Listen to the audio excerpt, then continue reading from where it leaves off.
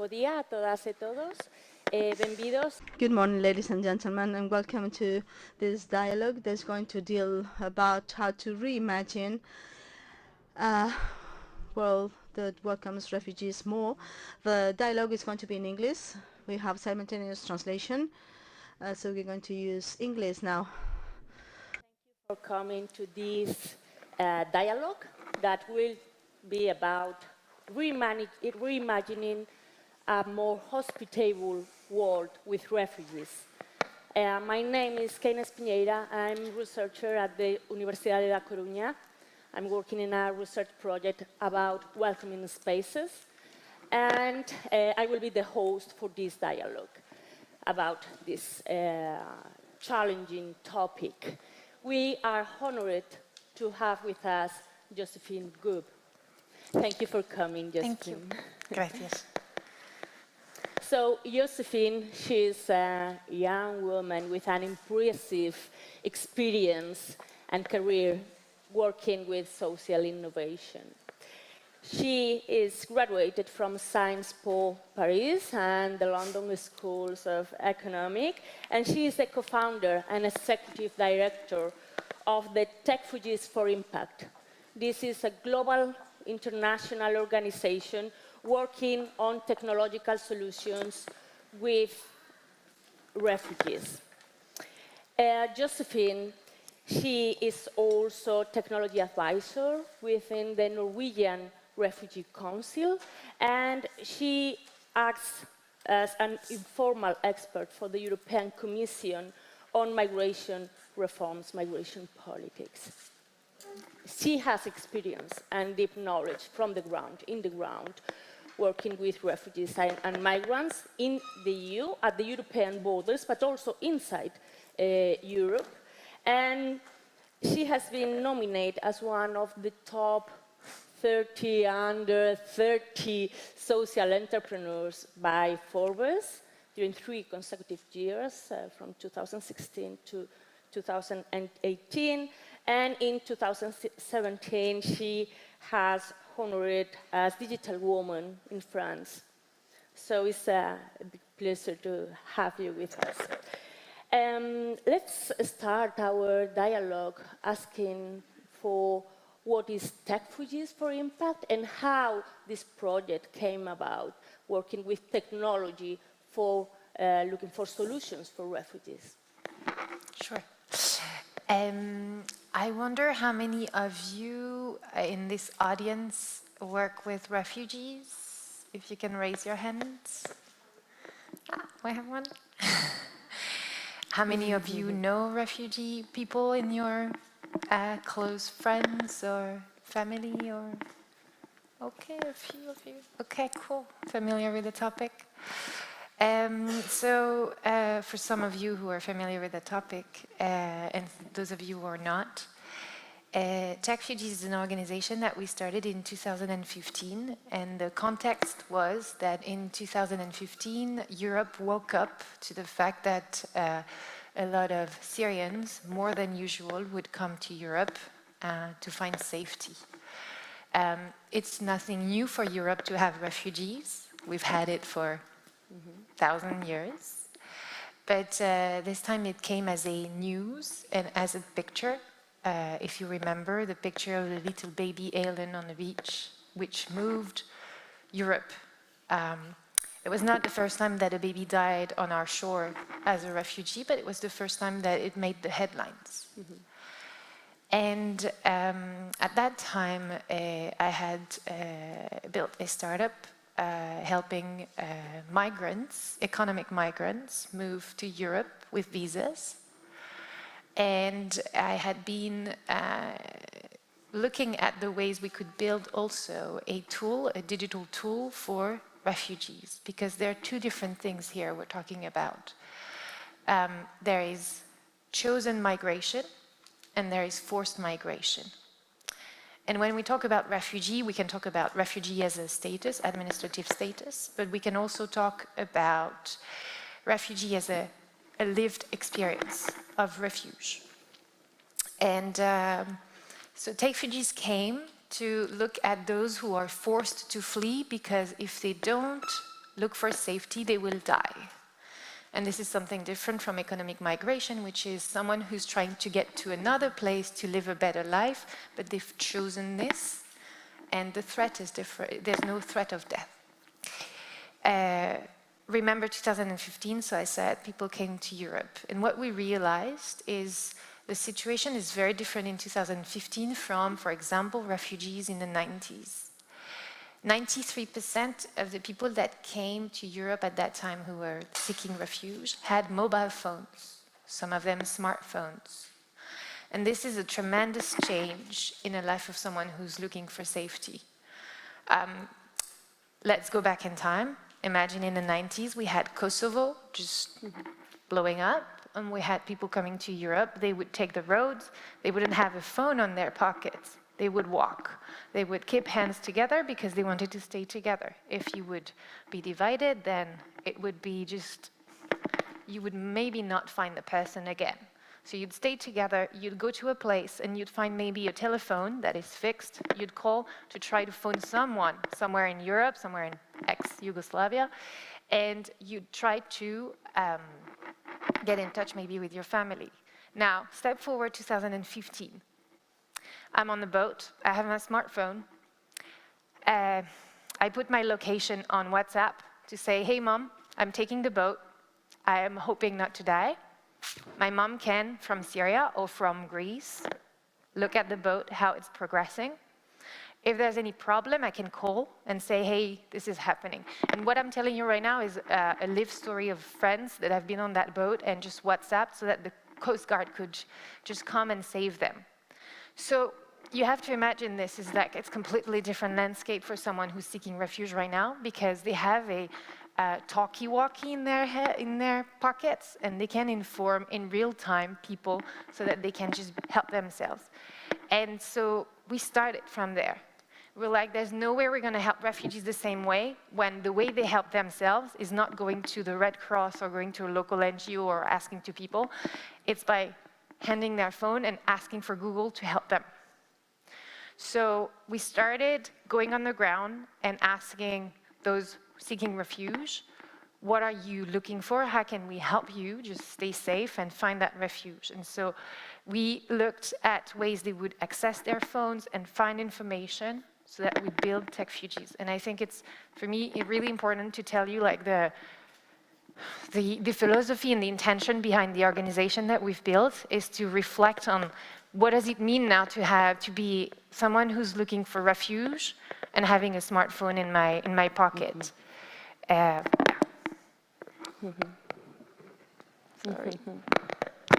Yeah, you in different talks you make this distinction between the so-called refugee crisis and a crisis about hospitality. We will come to this point later, but let's to reflect more on the role of technology. So can technology really save lives of refugees and people in the trip, in a migratory process, and also change things? We often say, and that's our philosophy also, we are not a solutionist. We don't believe technology is going to save the world. That's kind of a San Francisco, Silicon Valley thought. Tech is a tool. It can be used for good. It can be used for bad. And so we see technology as a way to help, but we look at it safely.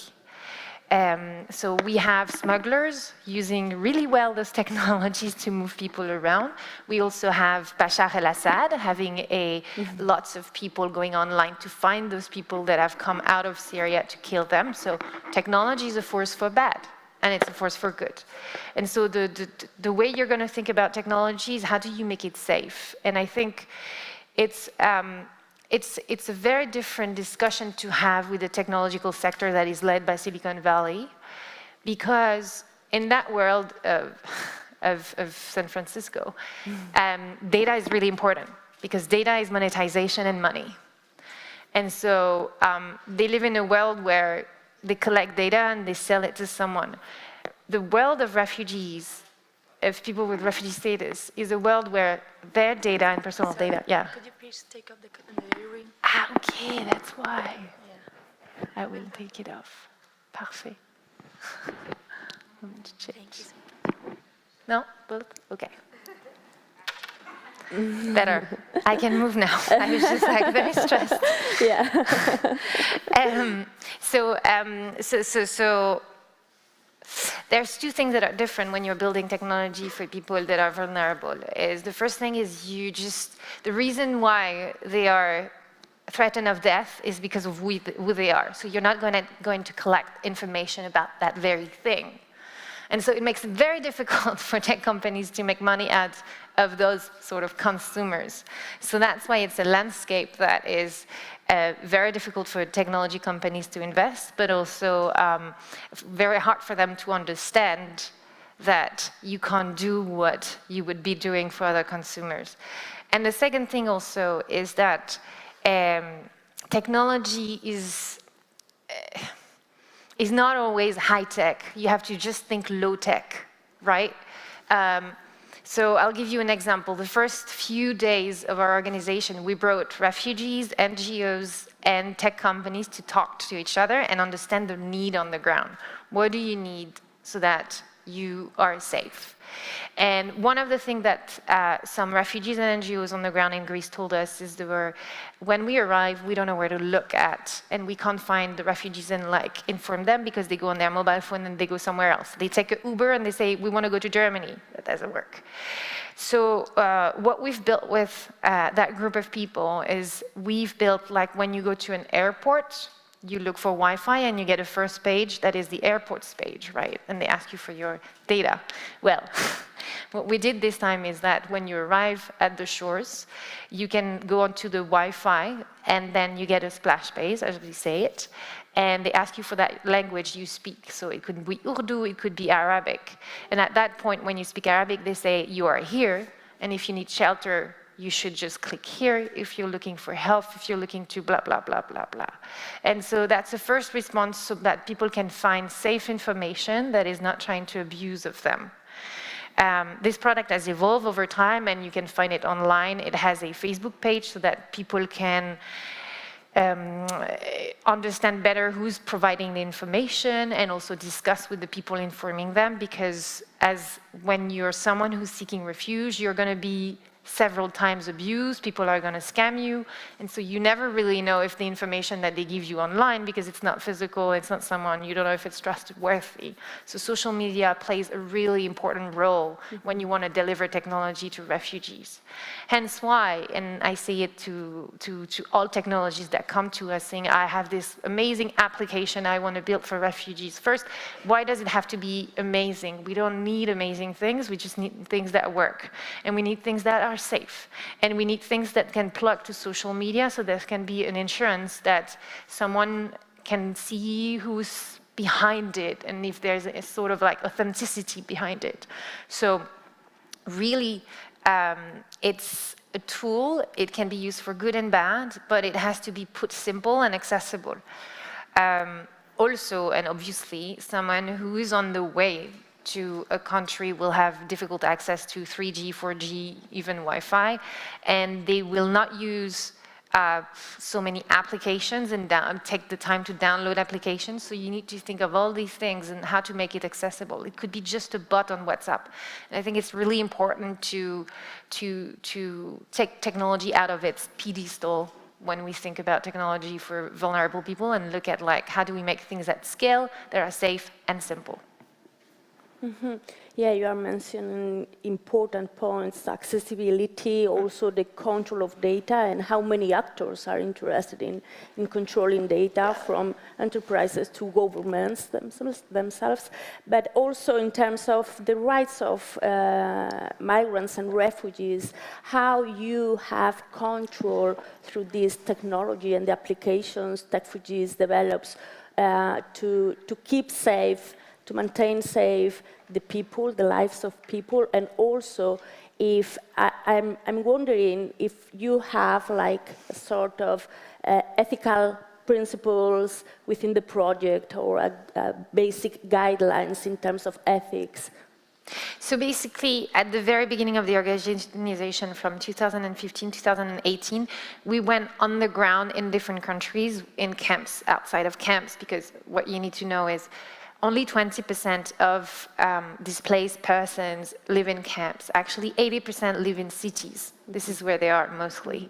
So you need to go to those cities that they go to, and this was like reverting back to the conversation we just had before, like when there's going to be climate change, where are going to go people? They're going to go to cities, they're not going to go to any other places. So we went for 3 years in different places where those communities gather, and we, with them, started listening to their needs, see what's out there in the infrastructure already locally here.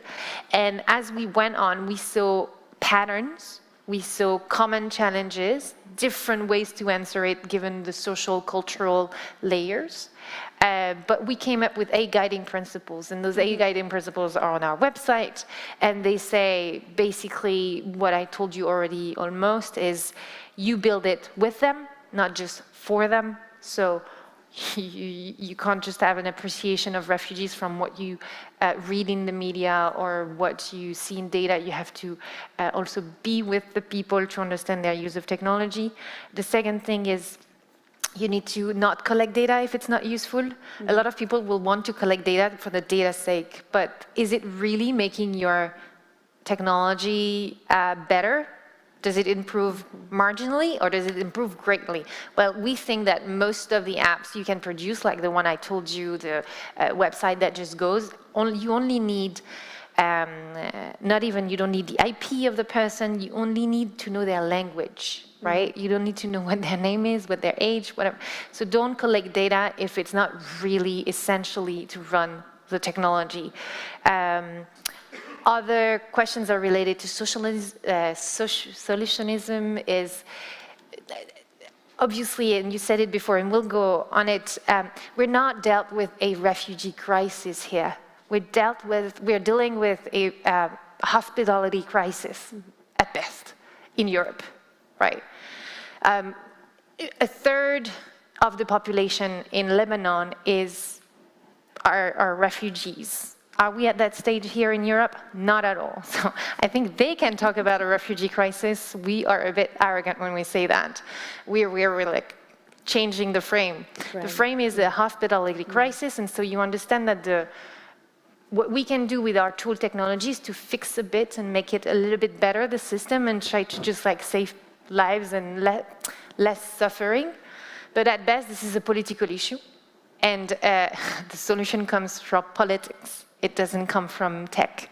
So I think in our guiding principles, it's about that. It's humility in the fact of using technology to fix and lower the suffering, but you don't have to wait for technology to give you ethics, to give you political solutions. This is another debate. I think it's really important to frame it. You also say in another intervention, you said, keep it simple, keep it with a hacking attitude. What do you mean by a hacking attitude? Is it related to hacktivists, this kind of projects? No, we try to stay away from politics. We know what we're doing is political because in a sense we have an idea of what we're doing, but when we say we're not political, we're not trying to play party, we're not trying to do a sort of advocacy on technology and stuff, we're trying to just like help here. And when we say hacking, it's about being, again, low-key in terms of tech, right? I hear a lot about blockchain for refugees. Well, a blockchain is taking a lot of power. It takes energy, right, to power. So first, it's not really good for the environment, and so we know environment is linked to displacement of population, so it's about like the snake that eats its own tail. So why do we want first place to use blockchain that creates climate change, it contributes to climate change and all this. So why do you want a high-end solution to a problem that's at scale? The second thing is you're trying a technology that's not even like yet safe, and accessible to everyone. So we've had a lot of Bitcoin community coming saying we're going to save the refugees because they're going to have Bitcoins and they're going to be able to extract value everywhere. But when you live in Lebanon and you're a refugee and you can't get internet but just a few hours a day, how are you going to extract that value of Bitcoin? You can't. So it's just, by hacking attitude is to just get down to the ground and just like being in front of reality. Just go to a camp.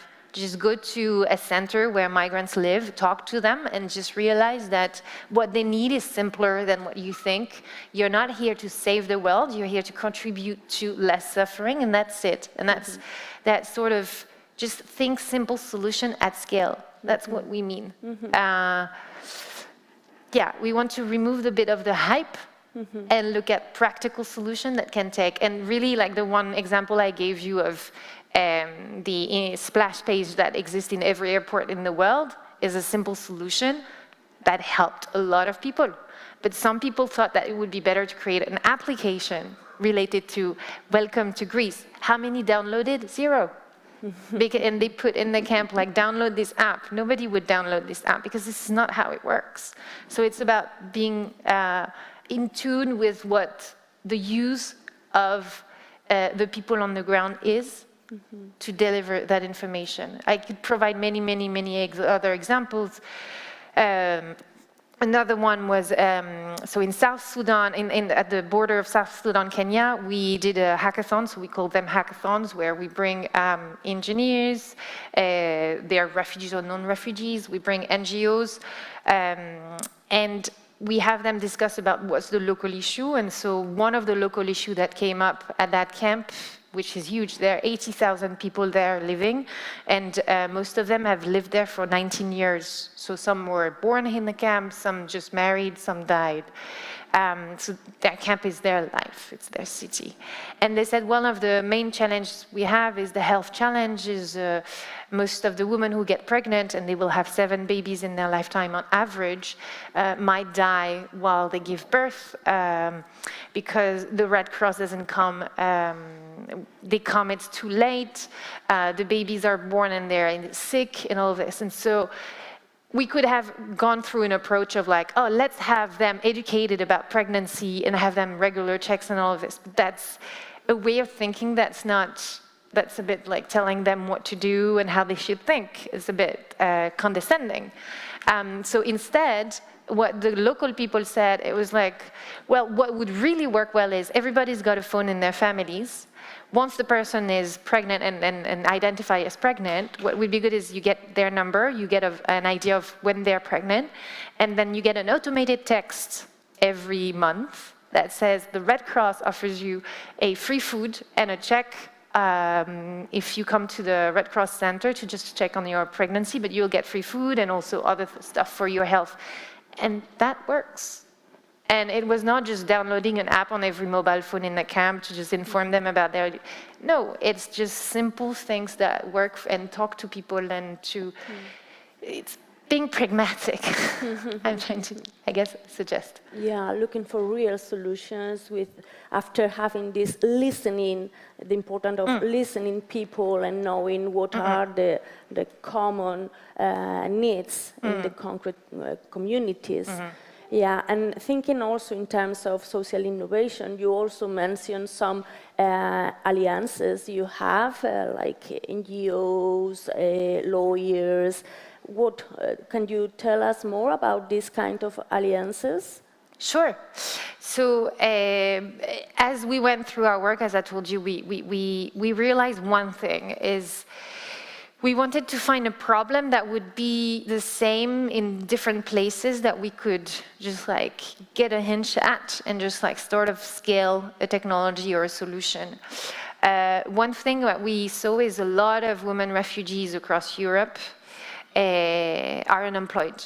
And most of them are actually well educated. They're actually more educated than men, but they are less employed. So that's this like complete difference in stats. So we looked at data in Italy, we looked at data in Greece, we looked at data in Germany, across Europe. What we realized is that there are 3 countries where really this problem is huge. It's in France, it's in Italy, and it's in Greece. And as we went to talk to those women, we realized that the problem at the heart of it is most of these women have kids and stay home. They're put in places that are not near cities and not near employment. And you know, as a woman, the lived experience of like going at night or going during the day to a place, you don't feel safe and all this. We talked about this earlier. So there's a lot of like challenges and obstacles for women to get out of the house, to just feel safe, and also to speak the language, and also to feel confident that their skills will be recognized on the job market. So what we built is, and it's just using what already exists, you know, we have online platforms for training, for courses. So we've created alliances with Open Classroom, Coursera, Udemy, all of these open platforms for training, and that are giving certified degrees sometimes. We offered it for free for these women who wanted to just go back into employment. And this is interesting because those women are architects, doctors, former lawyers. So it's not that they lack the skills, they just need to have it validated by someone who's identified by employers, so they could reskill almost online and show that they really know how to do those things and get the degree. And so they are at home, they can do that online, they do it for 6 months in those 3 countries that I mentioned. On top of that, we give them a trainer that can follow them on their course online, as well as a mentor that they meet in their city, so that's someone that's matched, that live in a tech company locally, and can just like see their soft skills, right? And all of these alliances that we've built with civil society, of local organizations that provide us with those women, has made this community of women that are learning online and meeting with their mentors online, and then meeting with employers locally to be then employed. And so far so good. 80% of these women get a job after a year within our program in technology sector, most of it. And this is thanks to an alliances of people that have come together, and we've just pulled the plugs together. Thanks to just what already exists. We didn't build a new technology, basically. Yeah, and we also talked before about the philosophy and the approach working with refugees and trying to help refugees, that it used to be primarily paternalistic, and how important it is to deconstruct this perspective. So is technology, do you think is technology changing this approach? It depends on how you want to use it. You can be paternalistic in the way you use technology, I guess. But we, in our community and in our organization, are coming from the open source movement. So we believe that the software should be free and everybody should be empowered to just use that software, change it, modify it, share knowledge, and co-construct. So the program I just told you, the program with women, we've built it with them. So the women are telling us, this works for me, this doesn't work for me. We change it every year. We have a impact report and independent people that go and survey all these women anonymously to know, how did it work? Did it work good? Did it really help you get that job, or not at all? You could have done it by yourself. And so every year, in this spirit of iteration that we see a lot in the innovation space, we rebuild and rethink our program so that it gets better and better and better. And I think you can find this in the open source movement, and I don't know how many of you are familiar with that, but the open source is basically saying the code that is on the code building the internet or building a software is available online. You can see it, you can see what it collects, it's transparent, and you can modify it, you can copy it. It's very different from a philosophy of course, Microsoft, for example. And I think it's surely coming from that spirit, but it is also coming from an approach and a philosophy that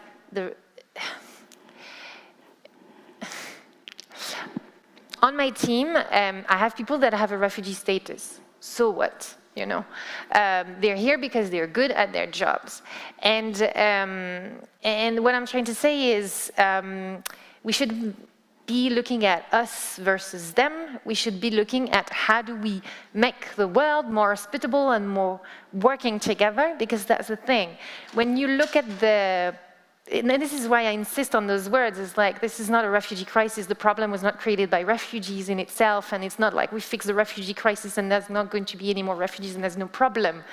The problem is if there was more hospitality, that would be just an experience of life that you get through and you get off. And that's what most usually refugees should get through, and some of our grandfathers or friends have gone through. It's an experience of life that is sad, but you can come out of it. The world we're entering right now is a world where those crises are just becoming stuck, and we don't want to, we don't want to deal with that problem, and we want to call it a problem in itself and move it away. Mm-hmm. So this is just putting the problem under the carpet and letting it grow, basically. When you see the amount of money spent into giving the money to create walls so that it stays outside of Europe, when you see the amount of money that is spent on like keeping the refugees in Lebanon because we don't want them to come here, how could we more productively, more constructively build together the future? And the solution is to look at the people with refugee status as equals. As you're going through a tough time, you've had to leave your home, your parents, your job, your car, everything. You didn't decide to come here. But now we're going to rebuild, and we're going to look at a new future if you want to. But we have to meet at an equal place. And I think this is important if we want to see a solution. If we want them to still be objects of our minds and think of refugees as like some objects we put there and we're going to fix them and we're going to train them and we're going to put skills into their heads and they're going to be smart and they're going to integrate. Mm-hmm. I think this is a dialogue, and this way we will be able to just find solutions to that huge challenge which is triggered by climate change and which will just get bigger if we don't look pragmatically how do we make it work as a society.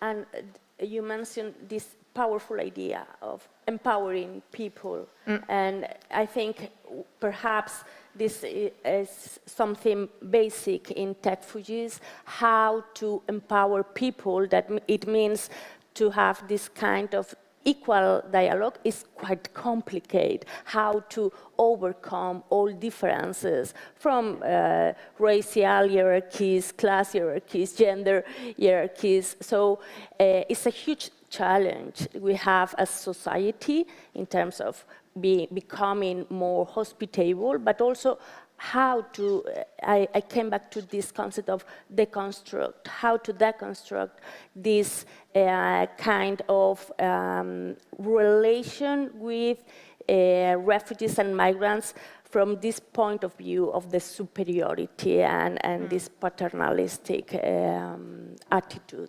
So empowering, we have to reflect more on this because it is not a common idea. And I remember we also talk about, or I think I mentioned Sandro Mezzadra work. He's a sociologist from Italy, and he develops this idea of the autonomy of the migrants and the refugees as a way to recognize how we are people that try to overcome all these differences that divide us, and we need to look for this kind of tools and processes that help us in that way.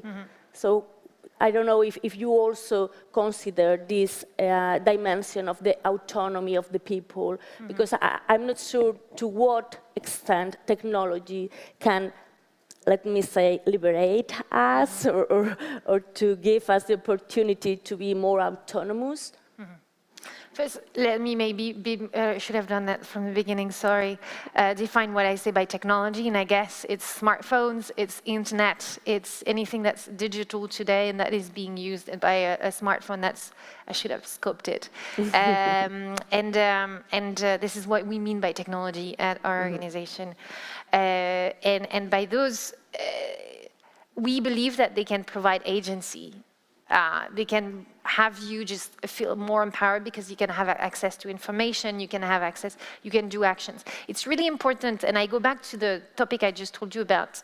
Think of ex-Yugoslavia in the 90s and people having to just stay together and just go to some place to call someone far away. We're talking about space and time. When you think, I don't have my smartphone, but when you have a smartphone, it's talkie-walkie, it disrupts space and time. And for people that are really confined, that are really constrained by space and time, this technology is whoa. So think the mobile phone got us to the moon, right? No, it didn't got us to the moon. The mobile phone is more powerful than the technology that got us to the moon, right?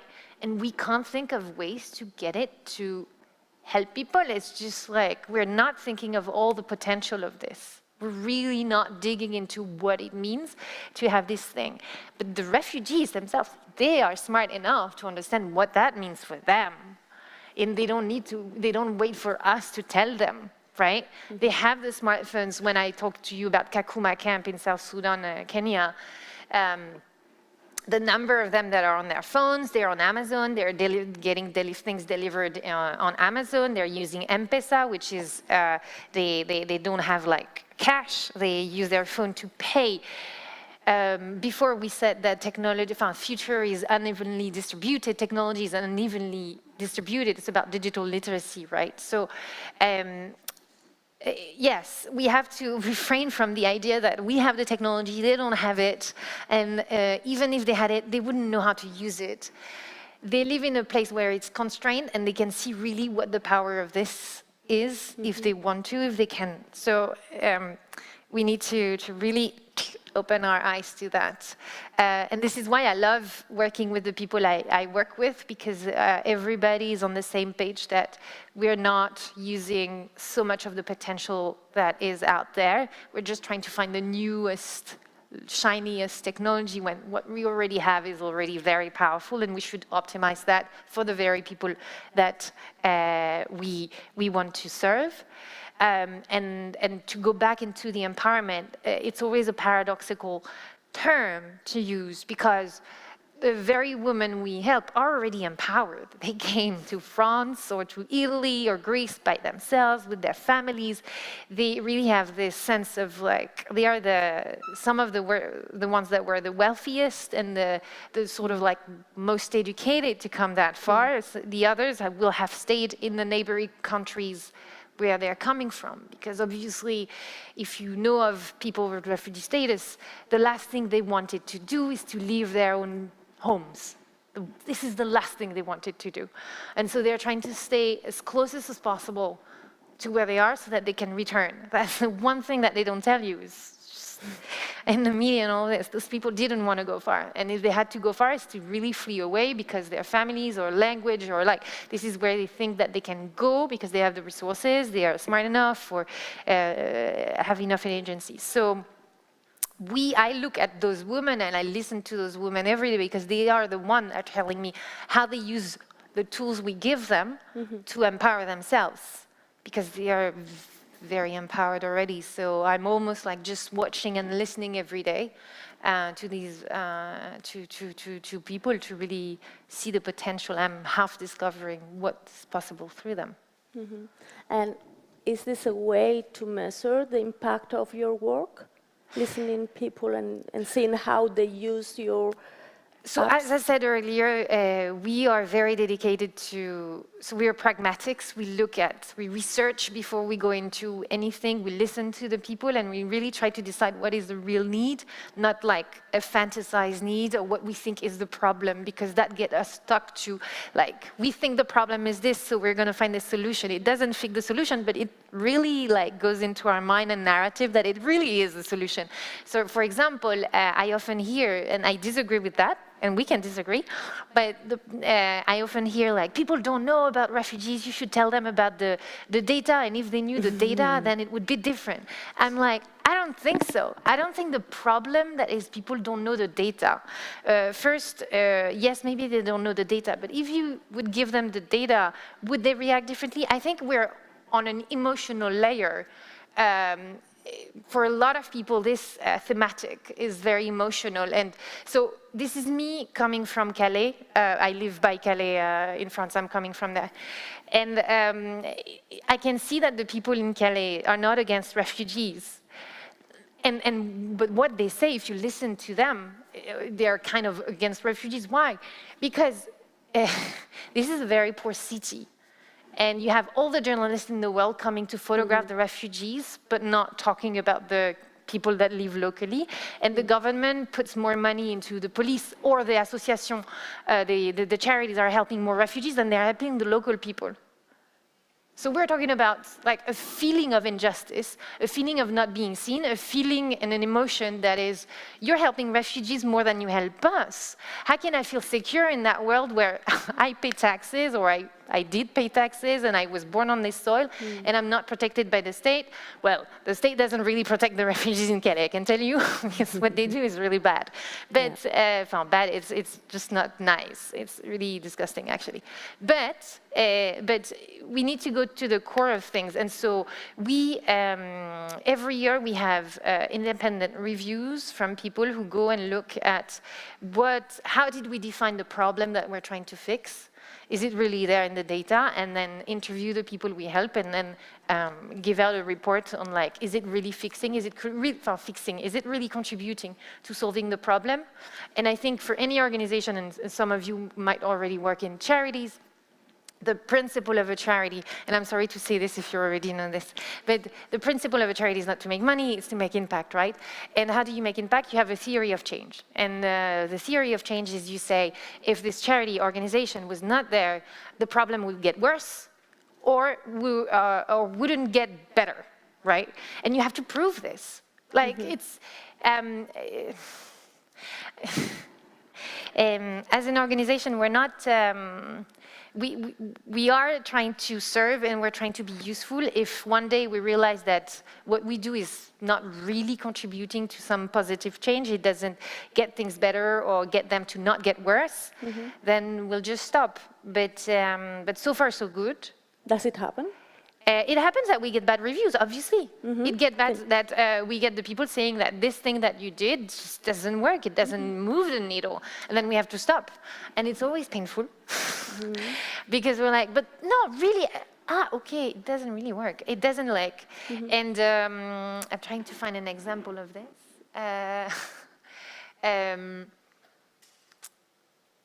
I can't find one right now. But how do you react when some project doesn't work on the field? So it's not a whole project that doesn't work. I think it's like pieces of the project that don't work, right? Okay. And for example, that's one thing, for example. So for that program, I told you about the women refugees.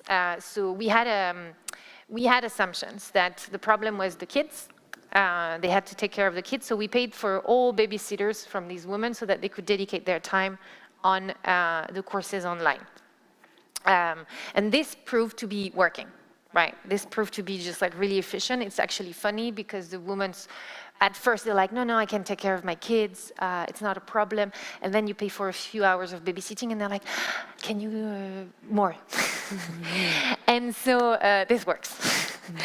But one thing that we realized didn't work is we did all sessions. We did it not online. We did all of the sessions with their mentors offline. We would transport them from a place in France or Italy to Milan, to Bologna, and they would travel for 4 to 8 hours round trip to get to see this mentor. And we thought that the physical aspect of those meetings would be very important to build trust at all times and to better the relationship. And actually, no, it was not so consistent in the data that the more they would see their mentor, the more trust would be created. Actually, it would tire them a lot. It would just not be as efficient. And so we had to reflect on what do we do? Do we do purely online? Do we do a mix? Or do we continue in our stupid assumption that it's because they will meet their mentor every week that they will get the job and all this? So what we did a mix. We realized that the first meeting was the most important, is that those people can bond and have enough information visually, smell, touch, whatever it is, and create a community because they all meet at the same time and the same place and create that safe space, and you create as a sanctuary almost. That was really important. And then you do it twice in the 6 months, then you let them organize themselves, because that's when they take up the phone or they meet with their mentor on their own time and their own agency, that you test that empowerment, that you test that they're actually able to just go on in life and they don't feel intimidated to speak to strangers, or they don't feel intimidated now to ask for, I need this, I need help, or I need that service and all of this. And so, yeah, that's, for example, one thing that we were wrong on, and that the impact report told us, you should do less of, which was counterintuitive for us, but that's okay. And what kind of dilemmas do you find or have you found in your work? Many. It's related, yeah, but it's also related to ethics. I mean, can you tell us some huge dilemmas that you are still struggling with? One of the main challenges we have, for example, and this is across Greece, Italy, and France with those women. So they all come from different countries. They speak different languages. Huh? They are not, one refugee type, if there's any type. But they really want to work. They really want to get on with their lives. However, there's a pressure from their social workers, we call it social workers, to get the first job, the ASAP. And they feel that pressure from their family, and they feel that pressure because they say, you need the money for the house and your children. And so they feel that pressure from their families and from their social workers to get a job, low-skilled, ASAP, get on. Stop going on to those online courses that will get you a better job, that is a more intellectual, more close to your former job that was an architect or lawyer or stuff, because this is a tough job market. You won't get a chance, and you should work for, in the nursing industry, because you will get the money, you will go ahead, and you will have a job for life. And there's that pressure of short-term outcomes on them that is difficult to fix. Even though we have a program that 80% of the women will go through and will get a job in the technology sector as a data scientist, as a cybersecurity expert, as a digital marketer. We lose some women to that pressure that they have to meet the ends of the month, right? And with that concept of empowerment, we're not going to start paying for their rents. We're not going to start to pay for their lives, because that would be against our ethos and our philosophy, basically. They need to be independent.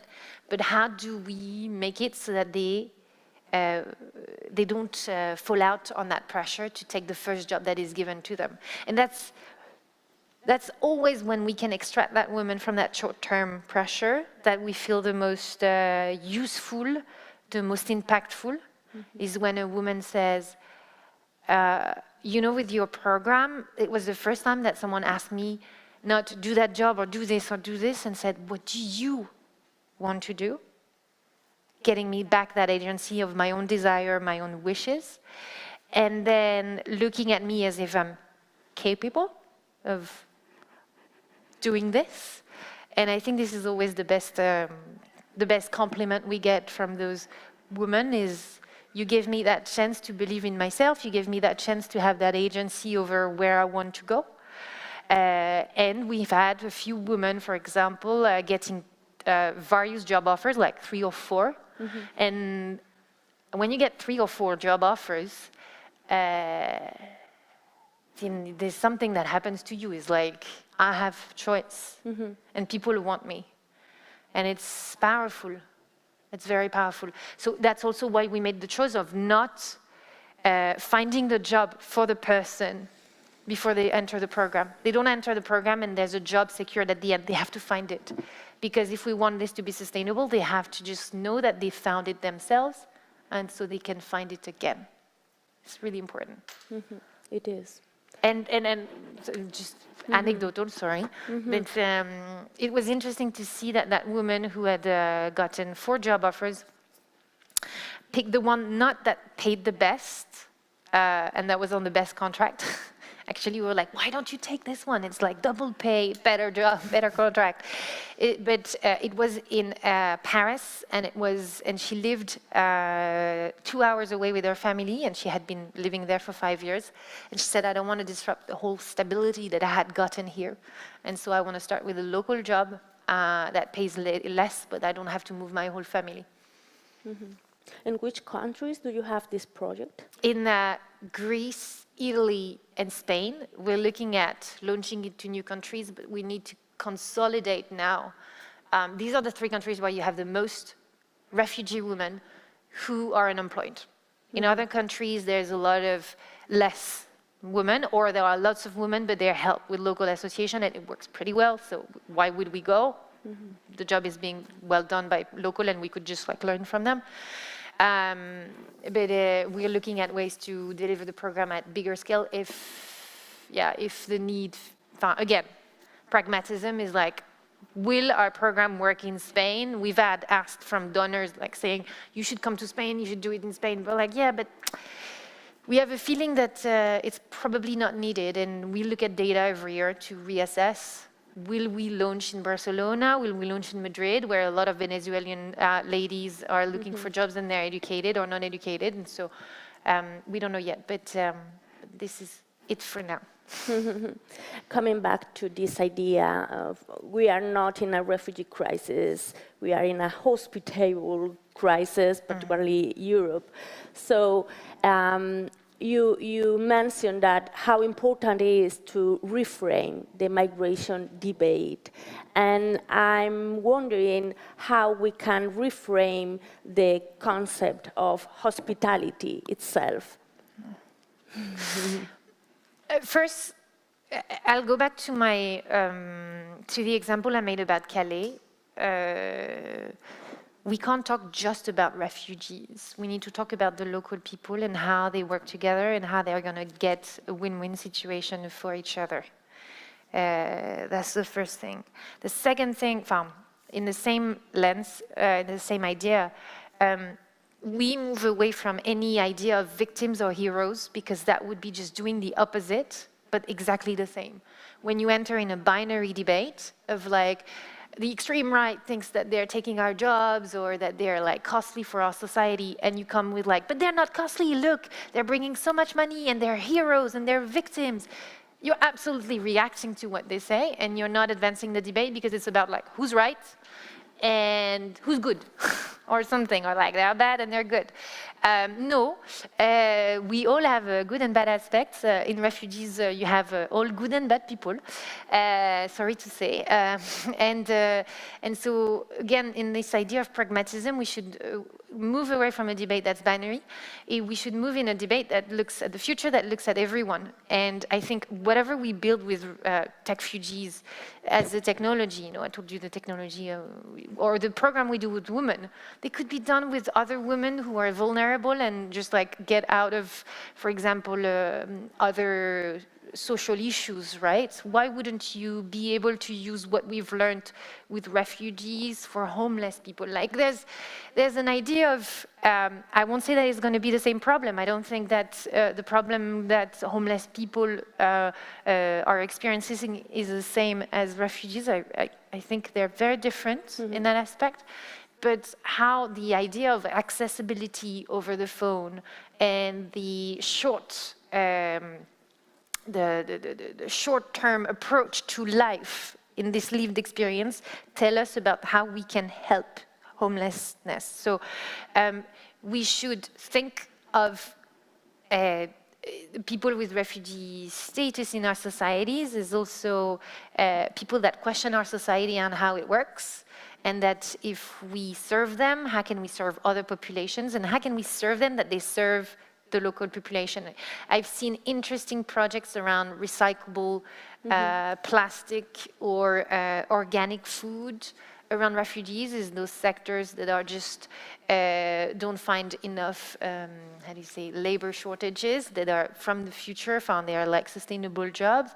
And so how do you get more and more local people and refugees trained in those jobs to better the local area? I think we need to think of this and not to save people because they're victims, or not to look at them as heroes who are just good people. And is Techfugees sharing all this knowledge with other projects from different fields?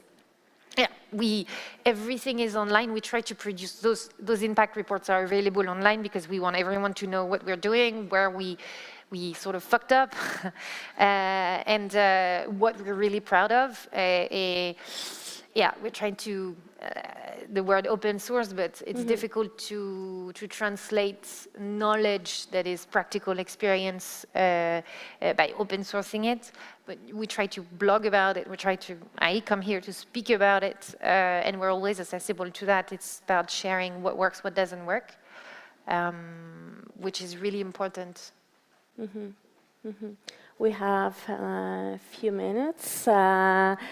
Just reflect a bit more on this idea, on the theme, the topic of the conversation, how to reimagine in a more hospitable world with refugees, not only for refugees, with them. Yeah, I mean, now that we're at the end of this panel and we're all hungry and we want food. Well, right now we have the COP. We know climate change is bringing displacement.